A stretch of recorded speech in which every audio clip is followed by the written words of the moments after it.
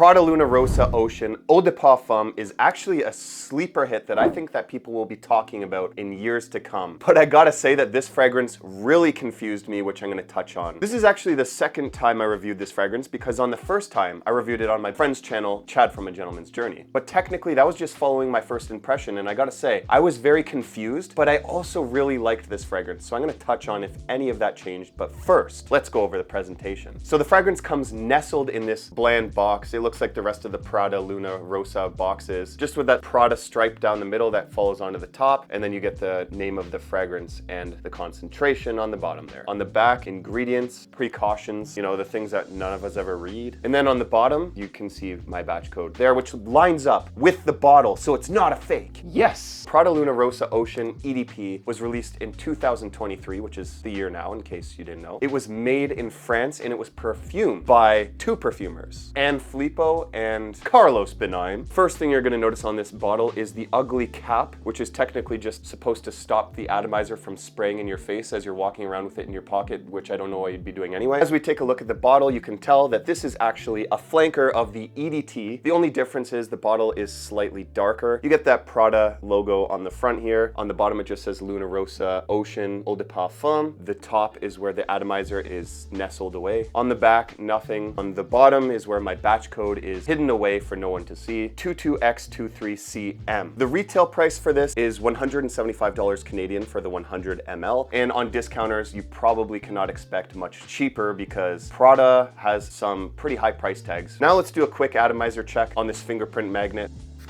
So atomizer is okay. It's pretty much the same as all the other Luna Rossas. Let's discuss this scent profile, but first, let's go over the listed notes. So on Fragrantica, they list the top notes being grapefruit, middle notes being woody notes and frankincense, with the base notes of vanilla and amber extreme. This is definitely not what I expected. This to me does not smell at all like an ocean type of fragrance. It is not aquatic. There's no sea notes, sea breeze. There's no seaweed. There's nothing to do with the sea in here at all. What this is a woody amber vanilla kind of smell with a little bit of a smoky incense, which you don't really pick up until a little bit later. But when this opens up, you are getting a blast of that grapefruit. What I think the grapefruit was added to do is kind of brighten this fragrance up a bit, because all the other notes in this fragrance are kind of dark, dense notes. But I think it's combined with a little bit of bergamot and pink pepper in the opening. You're picking up a little bit of the base DNA of the original Prada Luna Rossa Ocean in here, but that's short-lived because the vanilla and the amber and the woods take this over later on. As it dried down, I was so impressed. I immediately thought of Prada Luna Rossa Black, which I have been testing at the time, and it kind of has more of a similar vibe to Prada Luna Rossa Black than it does to the EDT in the same line. One thing that confuses me as well, when this gets into the dry down, I was almost picking up a slight note of designer iris. I definitely cannot be alone in that, and I would be surprised if there isn't some hint of iris in here. I might just be going crazy in my old age. This is better suited for fall and winter, but because of some of that brightness, this is perfect for year-round if you use it for certain occasions, like dates. I think that this is a very, very good fragrance for a date, going out to dinners with friends. The vanilla in here, or like what I think is more like a vanilla bean ice cream, kind of has this like flirtatious vibe to it. I think that a lot of women would